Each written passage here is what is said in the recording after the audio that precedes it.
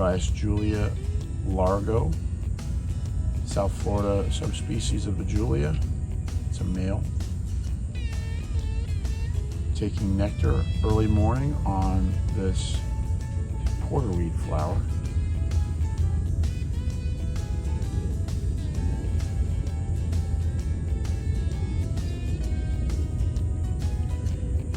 He's really loving that.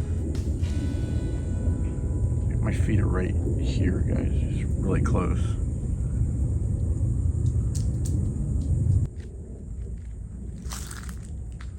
Zebra going to the Jatropha flower.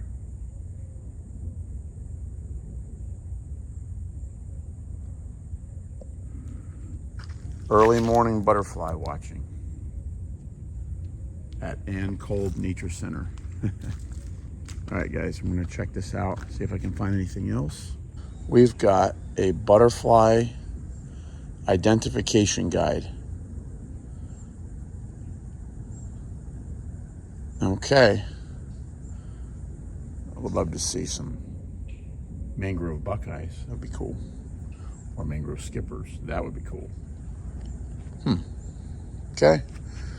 Let's go see what we can find. Oh, Statira. Male Statira. I just woke him up. Where are you going? He don't know where he's going yet. He hasn't had his coffee.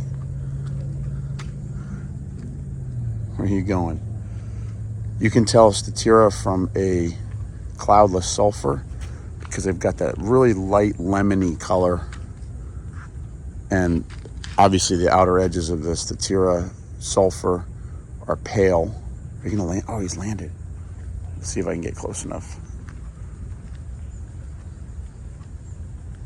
Let's see.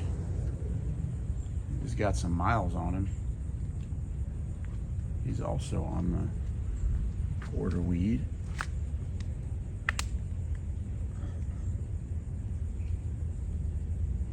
Okay.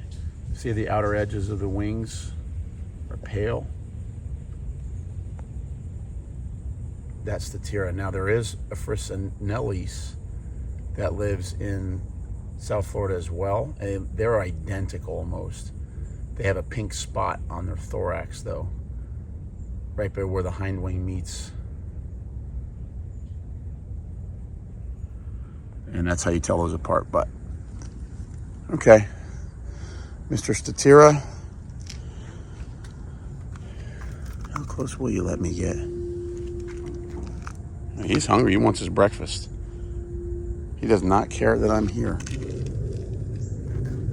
I'm like 6 inches from him right now. No, that's an old butterfly. All right. Okay, let's try and get it in the front door at least.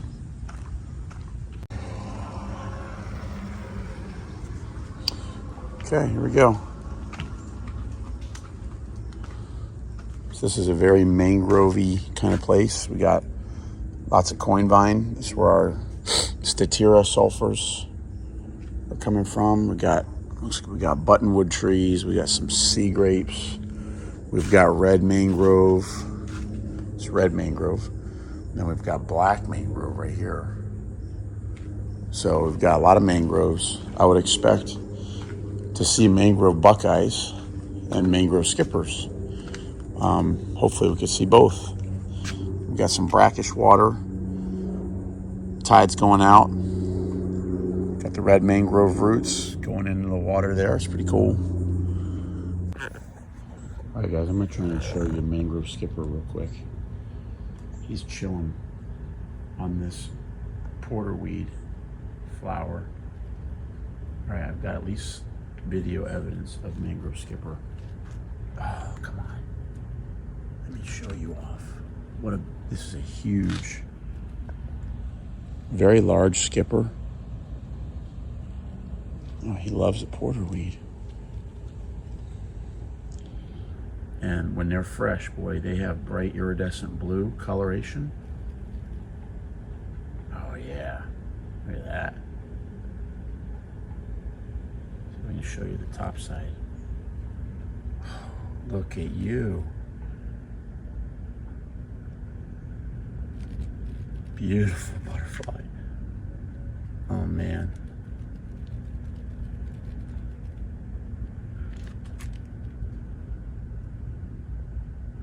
How cool is that? This is, I believe, a female. Large female. Cool. Well, there's one mangrove species. Oh, he's come back? I don't know what the go-go juice is on this little potted plant. Here he comes back. Look at him. It's a weevil. Look at that. Huh.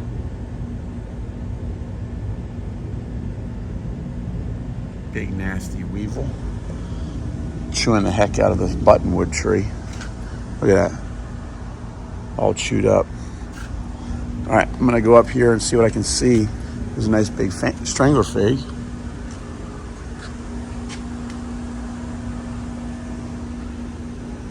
Is it too early for ruddy daggerlings? All right, I'm gonna try and climb my way up here and see what we can find at the observatory. Oh wait, there's an elevator. Should I be lazy?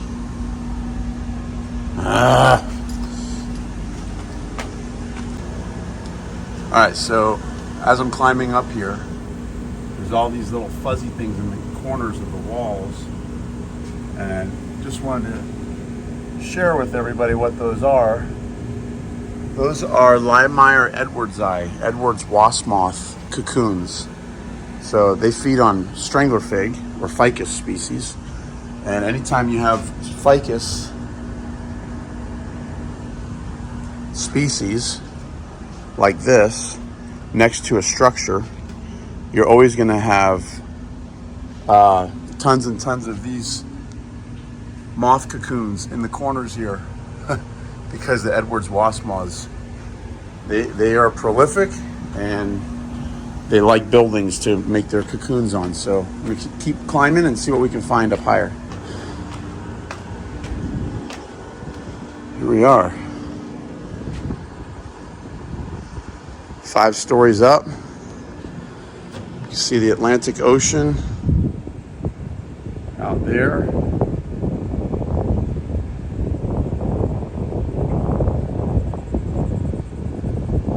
It's a beautiful morning. It's about almost 9 o'clock. Nature Center consists of some mangrove wetlands. Most of this is black mangrove, what it looks like. Black and red mangrove. There is a boardwalk that goes through the mangroves, which is pretty cool. We'll go check that out as well. But mangroves are an important resource, and we just don't have a whole lot of them down here in South Florida. As you can see, we have our little nature center, but beyond that, we've got concrete, a lot of concrete.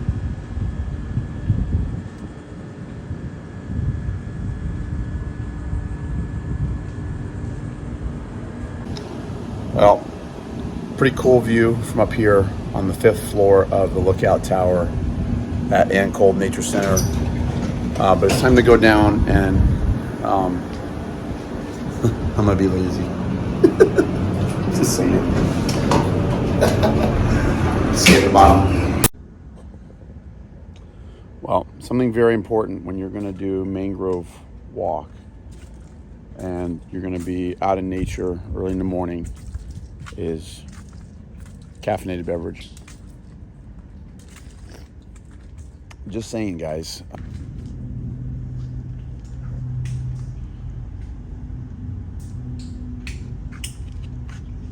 want to show you something.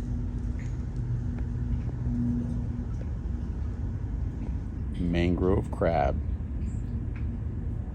Now, for you butterfly people, you may or may not have any appreciation for mangrove crabs. But if you're a fishing person like I am, mangrove crabs are some of the best bait you can get for sheep's head, redfish, black drum, snapper. They all feed on these mangrove crabs. And mangrove crabs are actually pretty easy to catch. So you can catch your own bait pretty easily. But they always go to the flip sides of these limbs. It's actually kind of difficult to film because they always are running from you. So as the tide goes high, sheepshead and stuff hunt these things down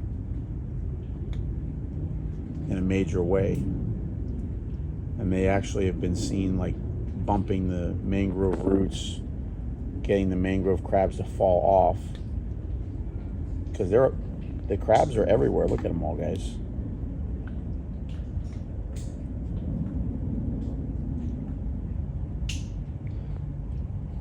There's a lot of them. It's pretty cool. They live on the red mangrove roots, so they're all over the place down here. Down in Chukaluski, 10,000 Islands, when we go fish down there, catching those crabs is a great way to catch bait, so you don't have to buy it, and catch a lot of fish. The fish love them. Would love to find mangrove skipper caterpillar. That'd be so cool.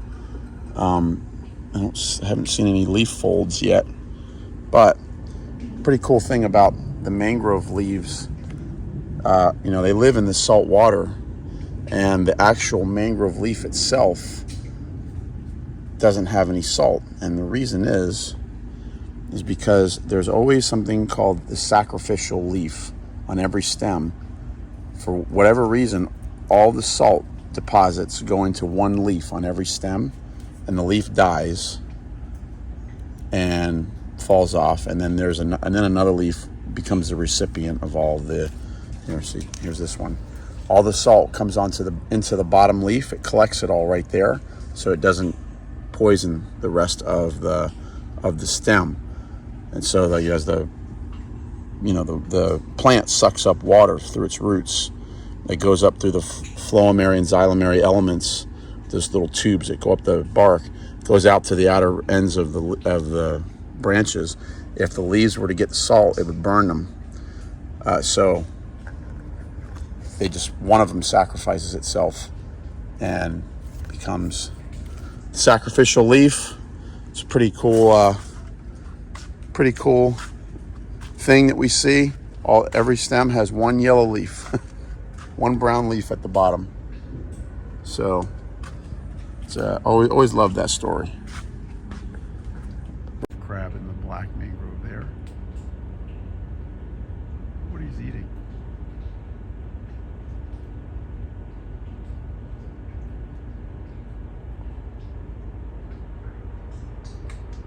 This is black mangrove, guys. The leaves are a bit different than the red mangrove. Let me show you the difference here. Put my caffeinated beverage down. Red mangrove has got this long, green, broad leaf. Okay, and they're the ones that have the roots that typically go down into the water right by the edge of the water. Black mangroves typically live a little bit further inland. I'll show you the difference between the leaves of the black mangrove. As a black mangrove, the leaves are more rounded instead of elongate. They have a little bit of a different color. And as you can see, the stem or the trunk of the black mangrove tree is very dark. It goes down into the water right there, but usually the red mangroves are out further into the water. Then there's black mangroves, and then further in there's white mangroves and buttonwoods. So those are the different mangrove species that we have down here. Red mangroves have these seeds that drop, like these big long seed pods. They drop into the water like a dart. They go right down into the mud, and then they start to germinate there. That's how that works. All right, let's see if I can show you a mangrove crab here. Look at that bad boy. Nowhere to go, nowhere to hide. Ain't he cute?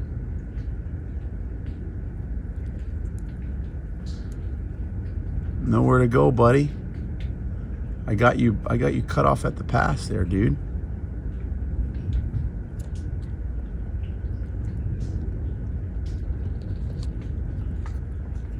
Oh, now he just crawled on me on his own.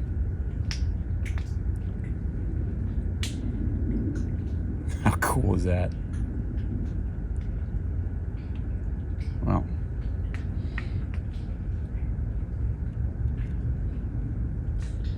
come on. You're a mangrove crab, not a David crab. There you go. Beware of the sheep's head. He's actually on the flowers of the black mangrove tree. And he's actually picking the flowers and eating them.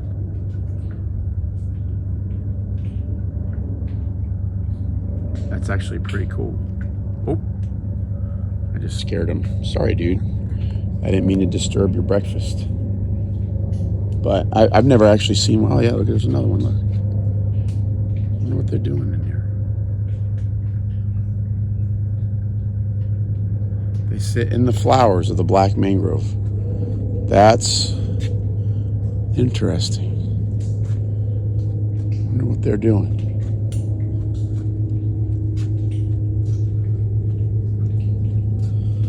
I'd love to see a mangrove buckeye. It's been a minute since I've seen a mangrove buckeye, especially in Broward County.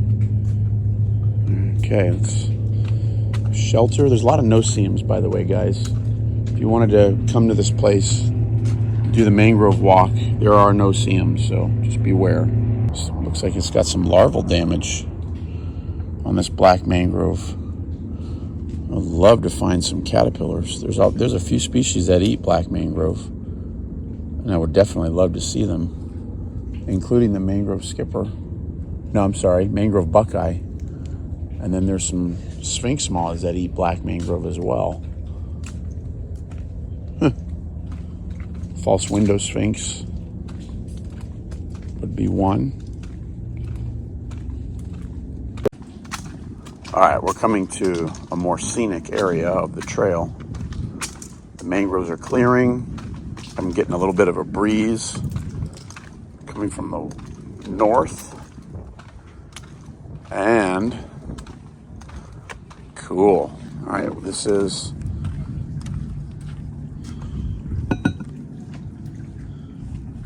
brackish water, obviously. Mangroves roots going into the water there.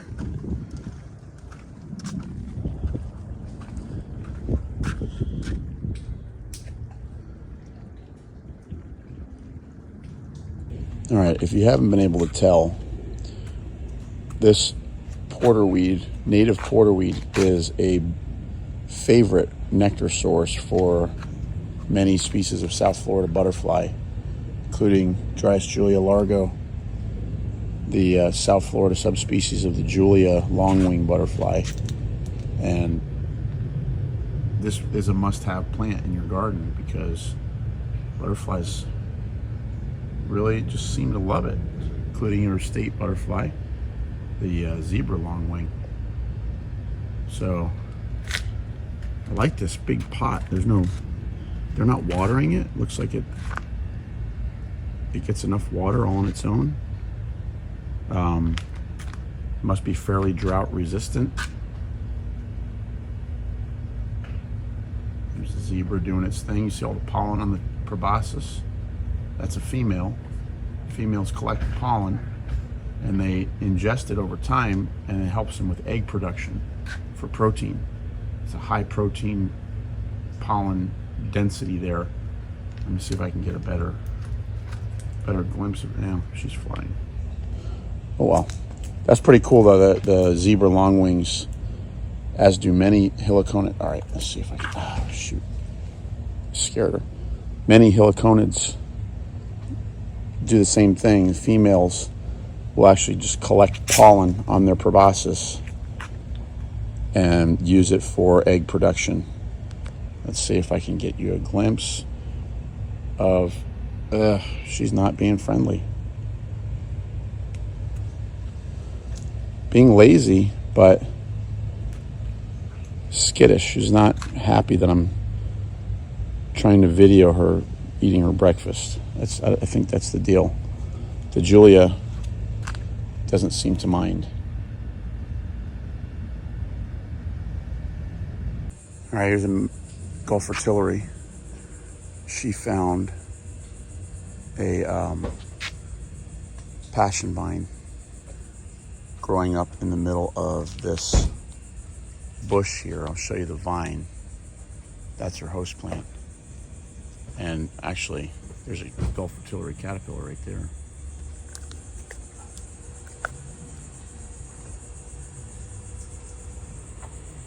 I think that's Gulf. There's a Julia. Might be a Julia.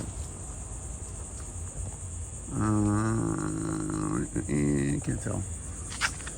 My eyesight is not what it used to be. Comment down below. What kind of caterpillar is that? If you know, help me in my failing eyesight identify that caterpillar. Don't have my glasses. Okay. Another species to the list. I saw, oh yeah, there's Phoebus agarithe flying at a distance is a female Phoebus agarithe. Oh, she's coming quick. Phoebus agarithe, the large orange sulphur. So we've got a few species now at the Anne Kolb Nature Center in Broward County, downtown Fort Lauderdale. Pretty cool. All right, guys, finalizing our short time at Anne Kolb Nature Center. We've got on the Jatropha plant a male Gulf Fritillary, which is pretty, and another zebra. Beautiful bugs. And then there's a couple Julias skirting around here. Hope you enjoyed the video. Oh, there's the Julia. So right now we got Julia flying there. We've got Statira Sulphur flying up there. See it? That's Statira. We've got Gulf Fritillary. We've got zebra. 4 species all in one shot. I think that's pretty cool. Signing out from Anne Kolb Nature Center in downtown Fort Lauderdale, Broward County, at the end of Sheridan Street. Hope you enjoyed the video. It's always good to get out and see some of your local parks. Check them out because there's plenty of natural wonders for you guys to check out. Give me a like. Don't forget to subscribe. Until next time, let's get out there and enjoy South Florida, guys. I'm going to go back, get in the AC because it is hot, even at 9:30 in the morning. Ciao.